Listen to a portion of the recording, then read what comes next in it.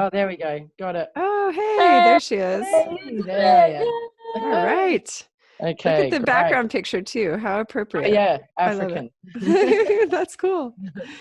That's Yay. awesome. Well, I'm Joelle. I'm Mouse over here. So hi, nice to meet you. Hi, good to meet you guys. Hello, I'm Julianne. I'm the ween part of the equation. I've got to ask you how you came up with Mouse and Ween. Weens, you want to tell her?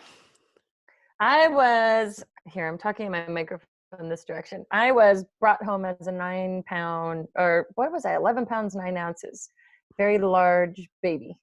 So I look like a little wiener rolled up, a little swaddled wiener. And our dad You've been nicknamed her called that since you were a baby. Yes. And then it just stuck. It was little wiener and weens, and it's a terrible story. Yeah. And then I was, I guess the story goes, I was a baby and I had no teeth and I chewed through a cheese package. And so I became the mouse, and then it kind of fit I was like shy as a little girl. So it fit the personality too. So, and now I'm stuck with it. And that's what our mom calls us. She calls her Squirrel, and then I'm Mouse, but our dad called her Weens. So anyway. That's so cool. Yeah. But then she goes by Jules. So this is going to be kind of tricky. Yeah, we got Jules squared. Jules. And now you are Julie for long, or Jules? Jules for everybody except people that don't really know me. Officially Julie, but right. Yeah. Jules is great. Yay. Mm-hmm. So you are right now sitting where exactly in the world? So I'm sitting in Hong Kong in the morning while it's nighttime where you guys are. And I'm actually on Chinese New Year holiday. So that's why I'm able to do this, because normally I'm working as a teacher. That's right. Now, are you being affected by this big global shutdown and travel and everything? Is this? Well, I'm not. Luckily, I was just staying here anyway. But yeah, I think a lot of people are starting to get affected, and everyone's sort of in panic mode. Apparently, all the masks have been sold out in Hong Kong, and everyone's walking around with masks on. But oh my God. I feel like I live on a little island off Hong Kong. It's a Chinese fishing village with no cars, and you have to walk everywhere, and it's quite small. So I think we feel quite sort of safe here from protests and viruses. Okay, right. Yeah, the protests too. Good. Well, that's nice. You can be kind of insulated, but with that comes kind of the whole story of your book and your podcast, probably, right? You're kind of off in your own little world. So yeah, very difficult to meet men. So I got online dating, and then the whole story started to evolve. So yes, I mean, that's definitely part of it. And being a 6 foot tall woman in Hong Kong doesn't help either. And having no attraction to Asian men doesn't help either. Interesting. So very limited in options here. That's right. Wow. We have and another, you went, I'm sorry. We have another tall one. I was going to say, my sister is, what are you, Jules? 6'1"? 6 3/4. Yeah. Almost 6'1". Wow.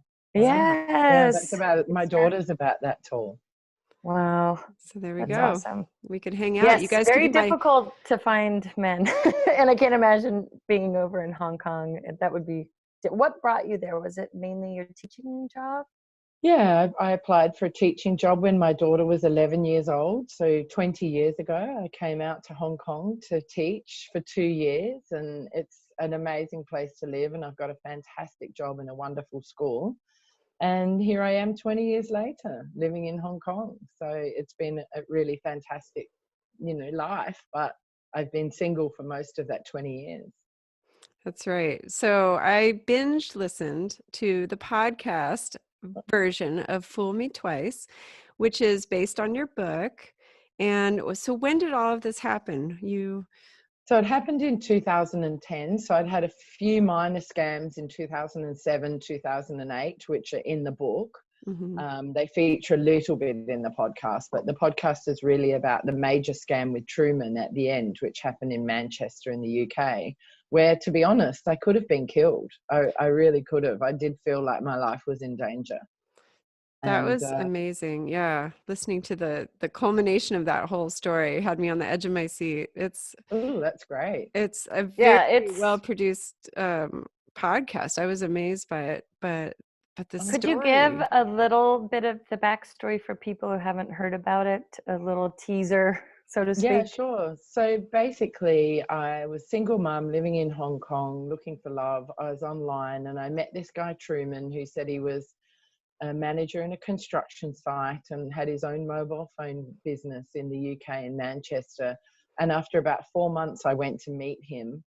And when I got there, he did look like his pictures. So often people who are catfished, which is where somebody is pretending to be somebody else using social media or a false line on identity to pursue a romance, they use different photos. But he'd actually used his real photos.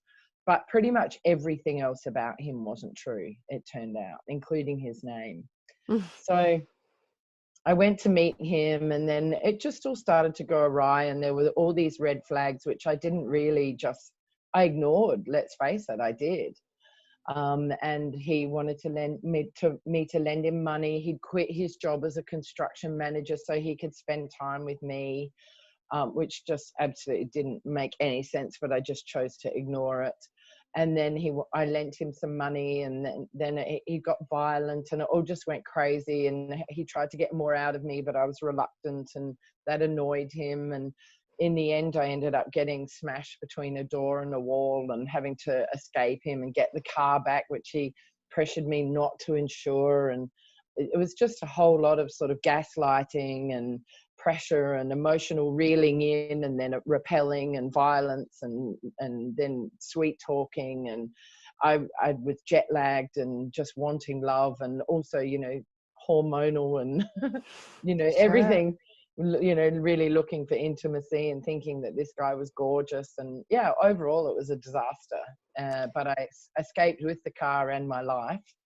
And then I wrote a book, and then my daughter helped me turn it into a true crime podcast. And in the podcast, we've got scam victims and experts on scamming. And I also got a real life scammer from Ghana in the last episode. And he talks about why he scams and how he does it. So that was a real coup to get hold of somebody that was willing to speak to me as well. Right. Yeah, the whole story was just edge of your seat, bingeable too. And I love the format, which was 8 episodes. Yeah, nine episodes. Yeah, all 9. self-contained series, which is finished and it's all out now, so people can binge listen to it, which is great. I love doing that. Absolutely. Yeah, it was a very quick, day and a half of me doing a lot of laundry and really scrubbing my counters as I was listening to everything. I loved it. It was so great. But yeah, so tell us about kind of what we want to do with this too is to really help people, right? I mean, is that part of your goal in putting this all Yeah, out? absolutely. And in the back of the book, which is also called Fool Me Twice by Jules Hannaford, and you can get it on Amazon, there's a whole section on red flags, what to watch out for.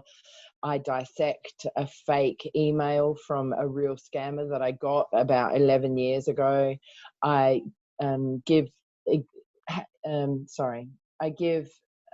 examples of how you can online date safely, and what to do if you're caught in an emergency as well.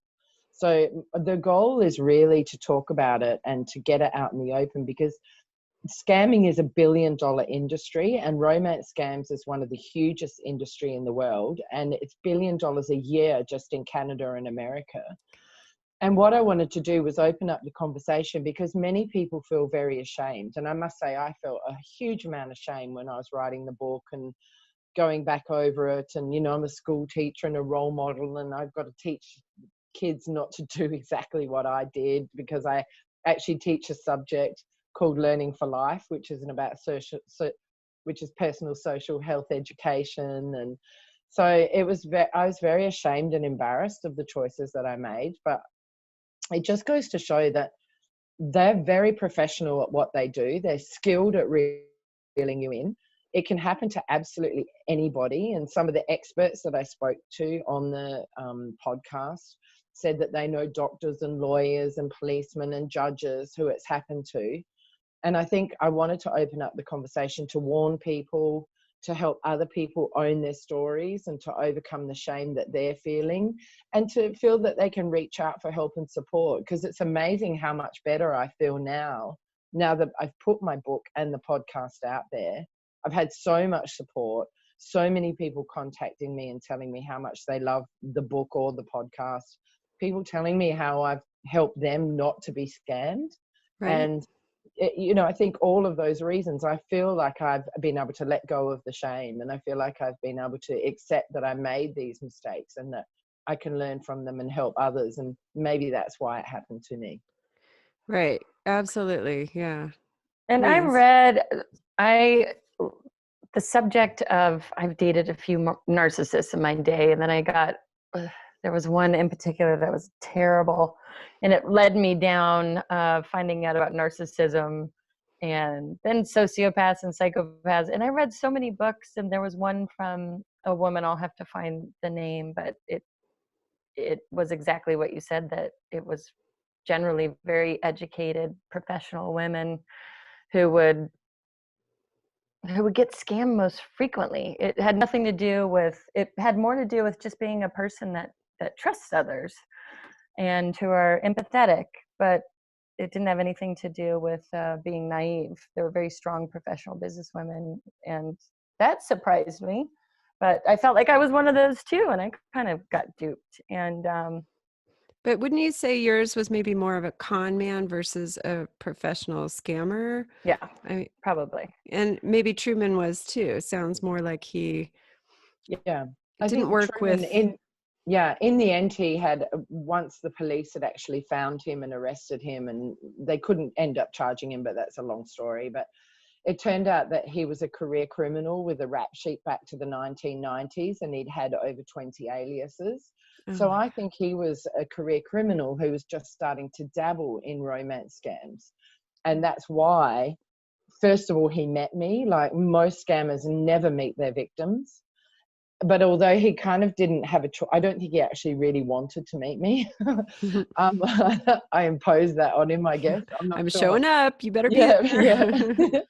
And also, he used his real photos, which most scammers don't do as well. So I think he was a career criminal who was just sort of moving into the world of scamming. But when I went back through the book, I could see, I kept all of our Skype conversation, and I could see how he was manipulating me and how he was grooming me.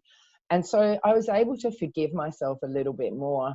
And Weens, I think it's interesting because I did have a level of naivety, despite my level of education, despite my global traveling, my job, I still was naive in that I really didn't think about how, I mean, it was 2010 and scamming wasn't prevalent like it is now. So I didn't have any sort of stories that I could hook into, but I just believed in the best in people.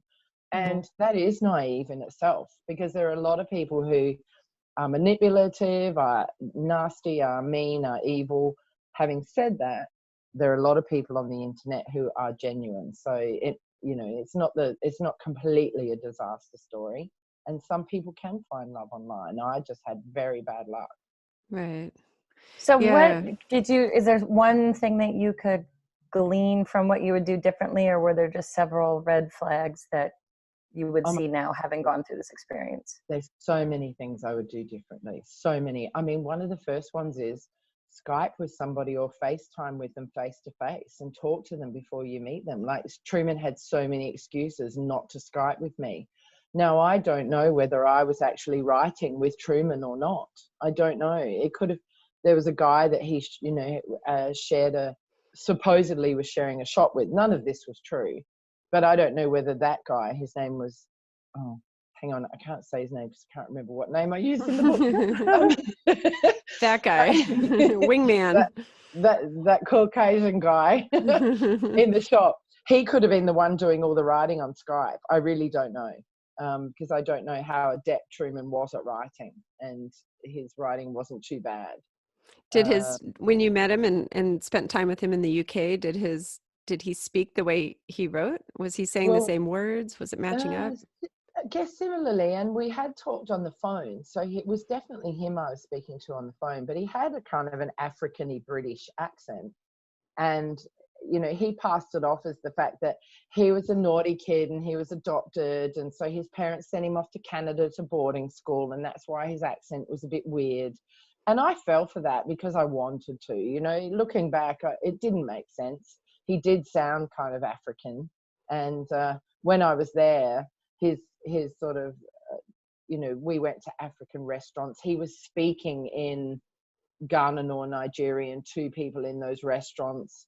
There were so many red flags that were saying, look, this guy isn't British and he wasn't adopted. But I really just chose to ignore them all until we went out one night, and he'd already got the money out of me and he was carrying it and he was celebrating because he was so excited to have the money.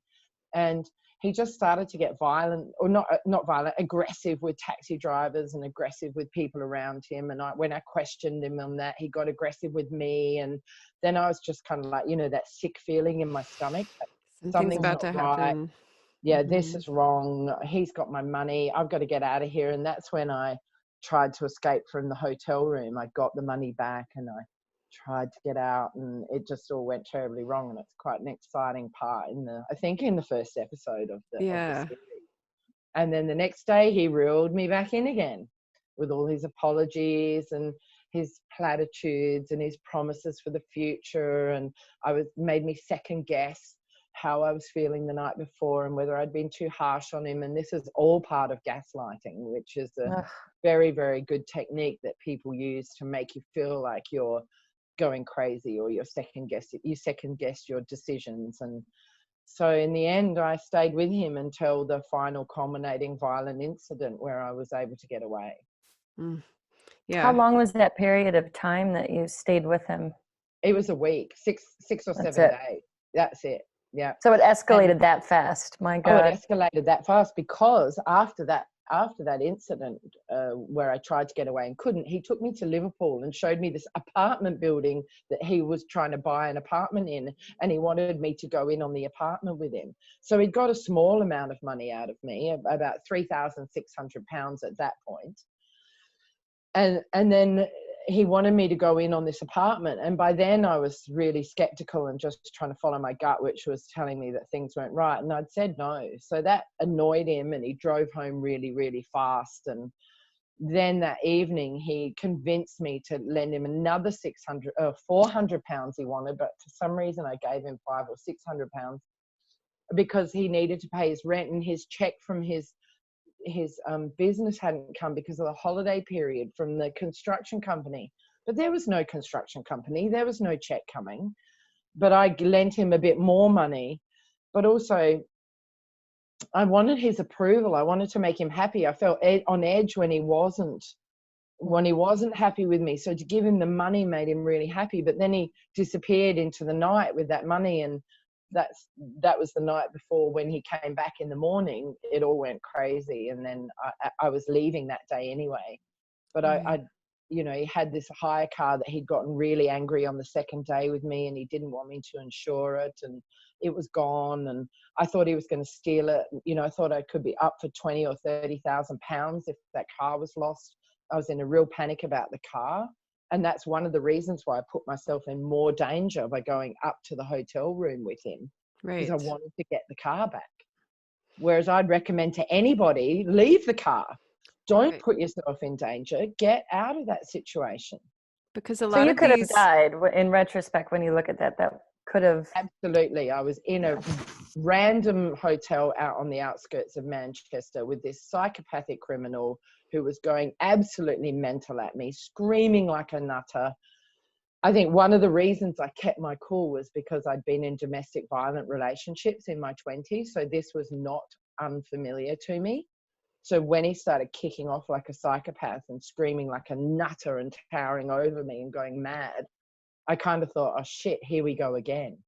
It was very familiar because I'd had that experience with my daughter's father when I was young, and another guy I'd been with as well when I was young. So I think that experience of having been in domestic violent relationships in my 20s helped me get out of this one, because I stayed super calm. I didn't get angry. I didn't get hysterical. I didn't freak out. I was completely calm. And I was just like, give me back the car keys. Please give me back the car keys. And then he threw them at me and I caught them. And then he smashed me between a door and a wall. And I was all stunned and then gathered my senses and followed him downstairs because I knew that he'd have to get all his stuff out of the car, which was another stupid thing. I should have just like gotten to safety with people, not followed him. But then when I got downstairs, he was going mental at the staff over behind the counter, and the guy had been helping me earlier, and his wife was there, and they were freaking out. And I'm like, oh my God, I've got to protect these people. Like, I'm such a rescuer in my in my real life. I'm like, right, I've got to get him out of here. So I went outside and called him out, and he left those people and came out. And oh, it was so terrible. I can feel it now, even though it was 11 years ago while I'm talking about it. Yeah. And I walked past this guy and I'm like, if this guy starts to beat me, call the police. He's like, yeah, okay. Like this random guy that was smoking in the car park. And then Freeman's just like, I don't care if I go to jail. He's screaming at me. And I'm just like, okay, I've got to back off. Because I'd asked him then for the money. He's like, what money? There's no money. He's just going nuts. So I was like, okay, forget the money. This guy's absolutely unhinged. Get yourself out of here. So I backed off. Now, when you look back at that, was he losing his cool, or was that a big show to get you out of there, or what was that? Okay, so who knows? It could have been to get rid of me. It could have been him losing his cool because he'd been out all night and he was drunk. I haven't told anyone this. I'm going to share something with you just for you and your listeners. Nobody knows this. It's not in the podcast and it's not in the book. Oh, I'm scared. I have since found Truman online. He is on Facebook. I found him on Facebook. He's still using the same alias that he used with me. And it looks like, from what he's written and from his posts, that he's been through treatment for alcoholism. So I think he was really, really drunk, and that's why he was behaving like that. But it was one of those situations where I couldn't really tell because he seemed quite in control. But I think alcohol played a big part in the whole thing, and I wasn't aware of it. But then there are happy drunks, and then there are psychopaths. So he was alcohol brought out whatever his true character was. But also, he knew he wasn't getting any more out of me because of the Liverpool thing where I had refused. And Roger A. Grimes, who is a internet security guy who I interview on Fool Me Twice, said that was so unique that I actually didn't hand over everything and I didn't lose everything and I got myself out of it. And he was really wondering, what was it that made me understand and realize, whereas so many other people lose everything to their scammer and it goes on for years and years. And I think it's the fact that I actually met him in person. I think that's part of how I was able to really tap into those gut instincts and get myself out of it. And if I hadn't met him in person, I don't know. I mean, also having met him in person, I probably lost more than I would have not meeting him, because I can't imagine I would have given him money without ever having met him. I don't know. Maybe I would have. Who knows? But yeah, it's very unique that I got myself out of the situation and didn't lose absolutely everything. So that's a good thing. The part in between, I'm guessing, is how much time he spent telling you how wonderful you were. And there was probably so much love in between the crazy parts, right? So they know how to string you in. Absolutely, they do. They reel you in with, it's called grooming, and they have a formula that they use. And he even spoke to my daughter on the phone, and that even made me like him even more because of the way he was speaking to her. And he just kept telling me how amazing I was. And there would be these kind of psychopathic or mad moments, and then there'd be this reeling me back in and telling me how wonderful and I was all he'd looked for in a woman and all this sort of thing. But it was just so crazy. And I was just so caught up in this dream of having a partner. And I was in early 40s. I'd been alone for a long, long time. I desperately really wanted somebody in my life. I felt like that was really lacking, and I really craved intimacy. And I think that's part of your hormones, and also the oxytocin that is released in your brain. It's the love hormone, and it makes you connect with people, and then it can make you make more rational decisions because of the way that you are feeling in that situation. So all of this combined led me to get myself into a situation where I was really in danger.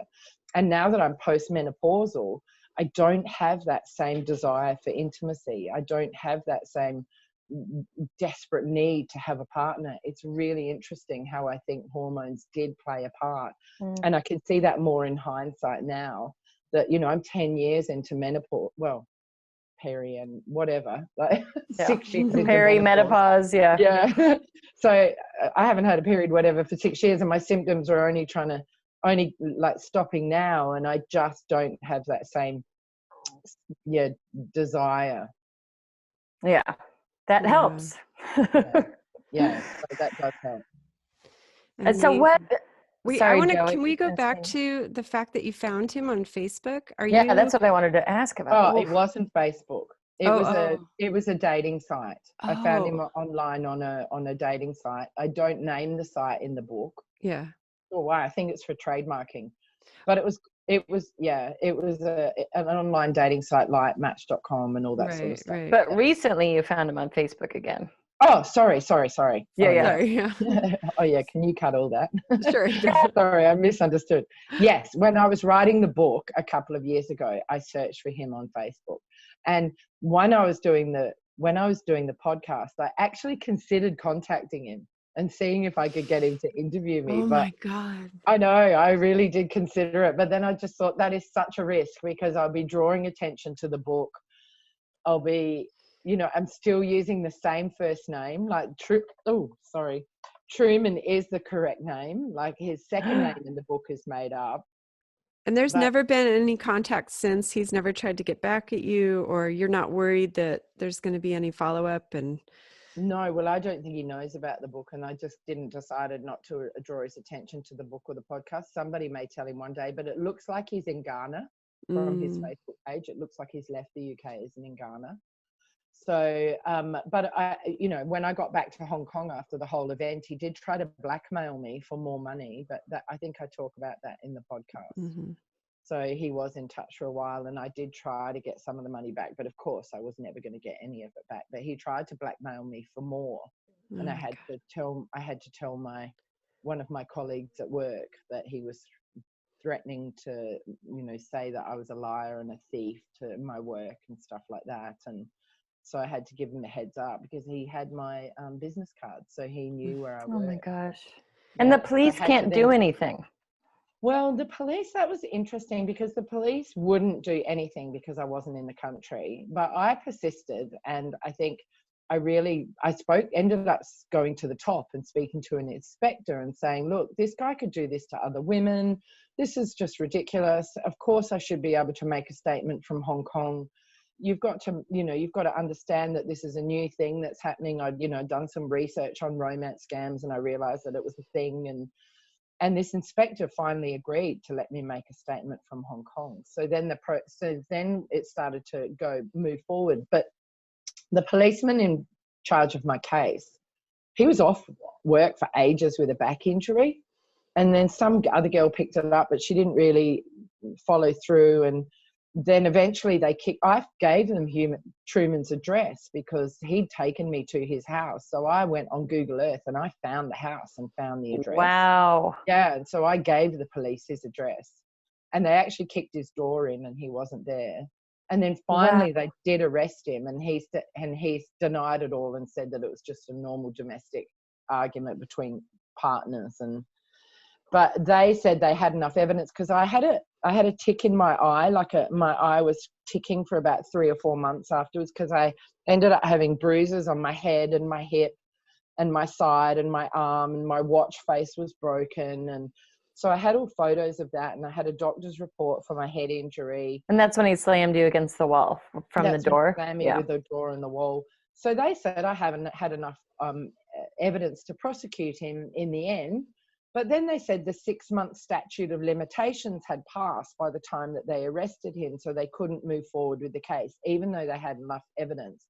Now, it turns out I made a complaint to the police complaints commission in the UK, and it turns out that there wasn't a statutes and limitation on the case. But by then I'd had enough. I disrupted his life. He'd had his door kicked in. He'd been arrested. That's when they told me his real name, which was interesting. They gave me his real full name, which I haven't revealed anywhere because of the danger of it. Sure. They gave me, that's when they said he had an aliases, 20 aliases and a rap sheet back to the early 90s in the UK. Wow. And that's when my blood ran cold, because it's like, oh my gosh, my life really was in danger. Was his rap sheet about violence and everything? No idea, but you can imagine, you can only imagine. So, and by then I was like, I can't afford to fly back and forward for a court case. I don't know that they would put me on video conferencing as a witness to a court case. I've got a full-time job and I'm a single mum living in Hong Kong. How would I find the time? So I was actually happy to let it go. So I think there were a few miscommunications with the police and a few hiccups with the police, but overall, the British police treated me really well and very respectfully, and they were great. There were issues there, but that could happen with anybody.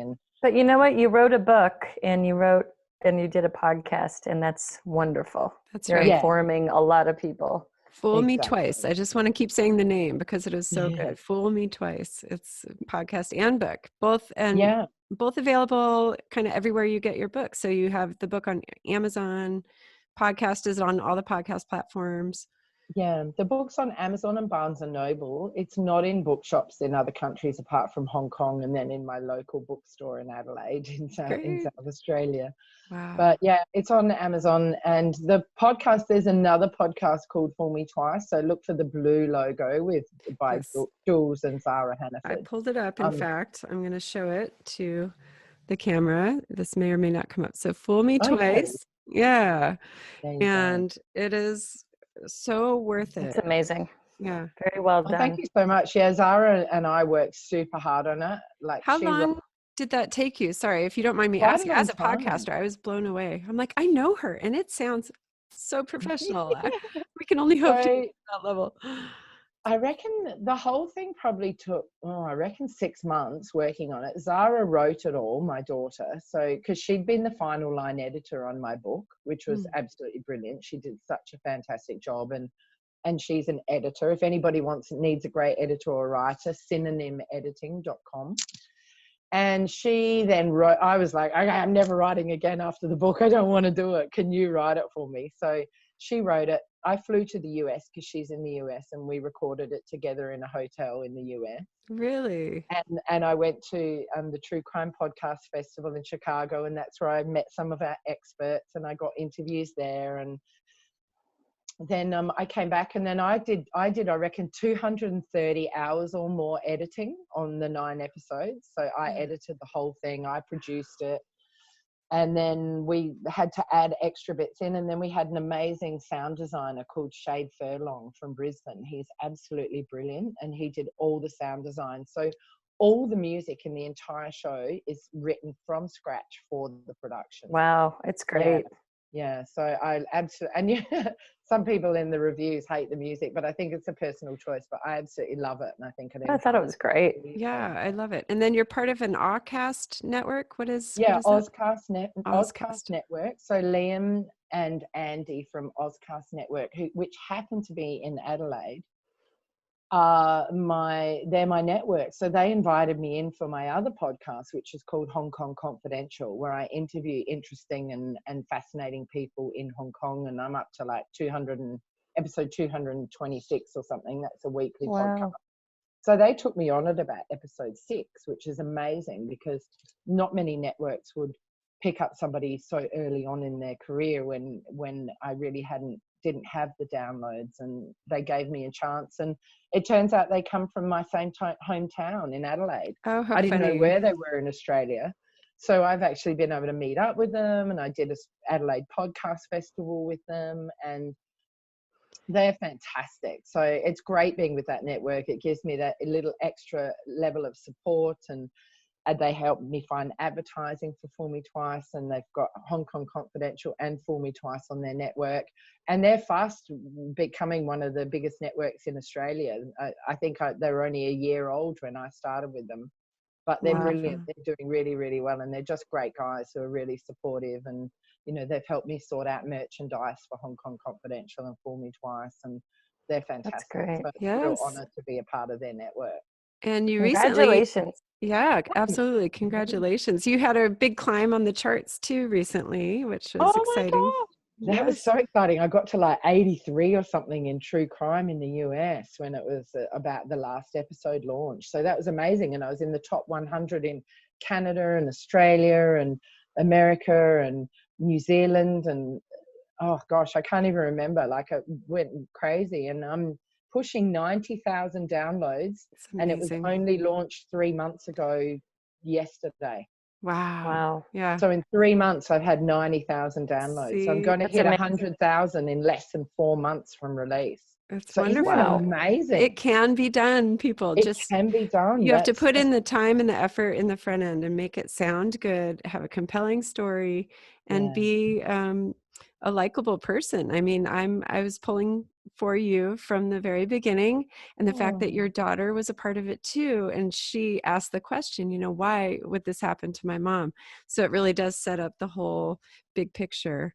And I think as a true crime podcast, it's kind of unique because it has that mother-daughter aspect, but it's also me, the victim, telling the story. So many true crime podcasts are stories about other people, and they're investigative, and but this was me telling my story. And it's also a topic that's not been covered that much in true crime, apart from Dirty John, which is and Who the Hell is Hamish? So they're two others in the same sort of vein about being scammed. But can I just say that my friend dated Dirty John right before he went on to the woman of the story. No way. Oh my God. That's why this is so amazing to talk to you too, and just find out, I was thinking about going in the world of online dating. And after hearing that, the story of Dirty John and my friend, and listening to that podcast, it really scared me. And I don't want to be scared. No, don't be scared. And I think it's important to point out that 1/3 of all people who get married in today's society meet online. And there are many, many people who are truly genuine people looking for love online, and it can be done. But you've got to get my book and read all the red flags and how to online date safely at the end of it, and make sure you're knowledgeable and do your due diligence. And never, ever, ever go to meet somebody that you haven't Skyped with face-to-face first, and make sure that you meet in a public place and that you've got a get-out clause. Like, I always have somebody call me or text me during thing to check on how I'm going. Make sure you've given all the details that you have on that person to your friends, and also Google people. And you guys in America have a thing called Spokio, where you can type in the name of somebody and find out where they live and all their details and cross-check everything. Well, I mean, we don't have that in Hong Kong, but in the US, you could have seen the criminal record too. Does that pull up records? Yes, I think Spokio does. I mean, I've tried to get on it, but I can't because I'm not in the US. I've definitely tried to use it. Well, and it's hard to know if someone has an alias who you're even looking up. So that's the true. Tough part. And also, look, to be fair, even when you meet somebody, if they're a skilled criminal, they will charm you. They really will. So then it comes down to really trusting your gut instinct and taking things slow. Don't sleep with them or invite them to your place very quickly. Do never, ever, ever give anybody any money for any reason whatsoever, even if they're saying they're in a desperate situation and their child or their dog is going to die. Just don't give it to any money to anybody. And I think if you're online dating, try to find people in your area. Don't look for long distance relationships. Look for people online in your area, and then meet them as quickly as you can, because you can never, ever know if you truly have a connection with somebody online. Even if you speak to them face to face, you've got to smell their pheromones. You've got to be able to spend time with them. You need to see how they interact with wait staff and, you know, taxi drivers and all that, because that can tell you a lot about a person. And I tell you what, that told me a lot about Truman, the way he interacted with other people. That was some of the things that really did trigger my red flags flying, was the way. And how was it? Did he talk down to wait staff? Yes, he was rude and aggressive and rude. And there was an incident in the hotel where he had a go at this woman for telling me we shouldn't have been in the VIP lounge with his mates that he'd invited in, when we'd already been told that that was only for guests. And he kicked off at her. I was so embarrassed, and I apologized to her afterwards. And he was just awful. So I loved when you kind of shamed him too, when you told the other girls something about paying the bill for the food, and and he got so mad at you because you shamed him. And that's like a big Achilles heel with these narcissist guys, right? These con artists. Yeah. If you can, I'd given an indication that I was paying for the hotel, because by then I knew I was paying for the hotel. Okay. And I'd kind of said, you know, that they were like, "Oh, how lucky that he's treating you to this hotel." And it's like, That's right. That's what it was. You know, I didn't even say I'm doing it. I just was like giving them a knowing look, and he went nuts, left the food, stormed out. And that's the night I tried to get away from him, because I'm like, okay, this is just crazy. Mm-hmm. And what did he say about that? Was he emasculated in public by the idea that? Yeah. How dare you indicate that you're going to pay for it all? Who do you think you are? Give me the money. I'm going home, because I was carrying it. He'd given it back to me to carry that night. And I was like, oh, don't go home. I didn't want him to go home. I wanted my money. But, you know, I was too fixated on the money in the car rather than getting myself out of the situation and then dealing with it. Like, I already had his address. I could have gone to the cops that night, and we could have found him, and I could have got the money and the car back, sort of thing. I mean, I still had the car. But also I think there was a part of me that, you know, wanted it not to be true, or wanted to ignore that he was behaving like that, or he's been drinking, you know, he's under stress, he'd been feeling sick earlier in the week, like making all pathetic excuses for why he was behaving that way. And I'm sure, don't forget, I've spent 10 years in 2 domestic violent relationships in my 20s. So therefore, his behavior wasn't that unfamiliar, and it wasn't that kind of out of the realm of possibilities of what a relationship actually looks like, because I have never had a functional, decent relationship. Mm-hmm. Now, have you since? Well, there's one. He's he'll never listen, hopefully, to this podcast. I know. We have a lot of people like that too. Let's hope they never find us. Yeah. There's one guy in America that I was seeing. I met him on Tinder, and he comes to China for business, and he's a really nice guy, and he's a decent guy who was honest with me right from the beginning that he didn't want a relationship, but we just kept sort of seeing each other off and on, and he was a bit grumpy, but he was a decent enough guy, and he's since met somebody and is seeing them, but we're still friends, and he's really nice. So he's probably the only person near enough to someone normal that I've dated, but it didn't even really work out, and it wasn't even proper dating. Yes. Really? Was this after? And again, it was long distance. Yeah, this was only in the last 4 or 5 years. So you did date again, but it's not something that's high on your radar right now that you want. You're okay. And look, I've had a couple of dates since, maybe 3, and one guy lives in Hong Kong, and I could see him again, but it's just not quite right. This guy in the US, we're still friends, but he's seeing somebody else, and we never really were a thing. It was just whenever he came over here, or if I went to New York. And I'm still on Tinder looking. I'd still like to have a partner. I do get lonely. In a way, I filled that gap with podcasting and writing and teaching and keeping super busy. And I think that's one of the things that I have done to sort of compensate for that loneliness, because I've been on my own for, 25 years. Mm-hmm. Wow. It's a long time. Like, all the relationships I've had in 25 years wouldn't even fill 1 year. Wow. That's bad. I mean, because if you consider the guy from the US, even that's been over 4 years, I might have only seen him 3 times a year for a week. Right. Wow. A week here and there. Do you know what I mean? Or 3 days here and there. So Did you ever, did this person send you into therapy? Did you ever, because I definitely started looking into that, looking at my patterns of people, and then just tried to read a lot on like, why? Yeah, I've done a lot of counseling and therapy over the years, off and on. And actually, I saw a life coach 4 times. And that's when I started my podcast, Hong Kong Confidential. Yay. So I did that after seeing a life coach. But, you know, I did a counseling course for a year where I spent six months looking at myself, and then 6 months getting a sort of a counseling certificate, which I use as a school teacher. It's not like a proper qualification, but that was years before I met Truman. That was before that. So, but I do really believe in therapy, and I've done a lot of self-reflection and a lot of sort of healing work. And I did the Brené Brown Rising Strong course, which was great. Oh, I've was heard really that's brilliant. Amazing. Or Daring Greatly. It was one of the two. But that was anything brilliant. by her is amazing. Yeah, she's amazing. I quote her a lot in my book, actually, and refer to her and talk about how owning my story really has set me free. Like, I don't feel the shame and the guilt that I felt before, and I've been able to forgive myself for the choices that I made, and hopefully I'm helping other people. And my next goal is to get Fool Me Twice made into a Netflix series. Yes, I love it.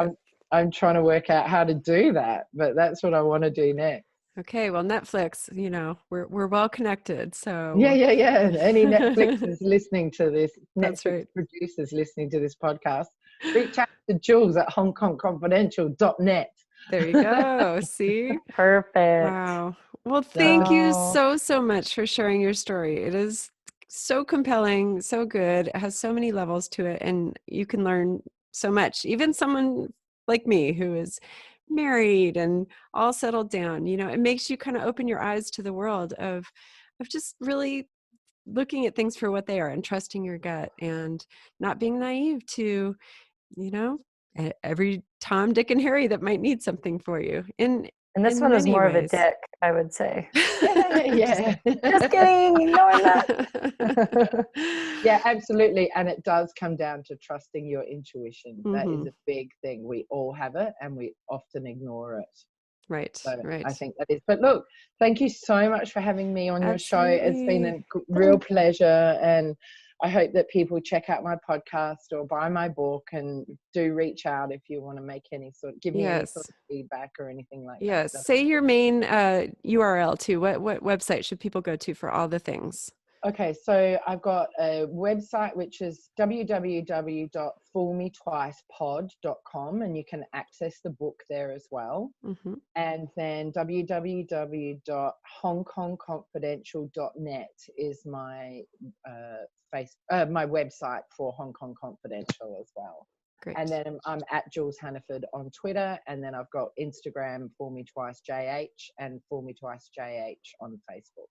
That's right. And she's part of the Lady Pod Squad that we're all grouped up with, and we all help support each other and lift each other up. And we were very glad to get your support. We're happy to support you. And it's brilliant. I love that Facebook group. And in fact, one of the ways that I think I've really gotten to nearly 100,000 downloads so quickly is the support of other podcasters, the cross promotions, the shout outs, the retweeting, the connections that I've made through podcasting in the last 2.5 years enabled me to really launch Fool Me Twice and have the success that it's having. Without the podcasting community, it wouldn't be anywhere near as successful as it is. So thanks to you guys and everyone out there. Like, what a great community. Yeah, I know. Yeah. And that's a great takeaway too. Find your community. If you're in a domestic violence situation, find your community. If you've been scammed in a romance, find your community.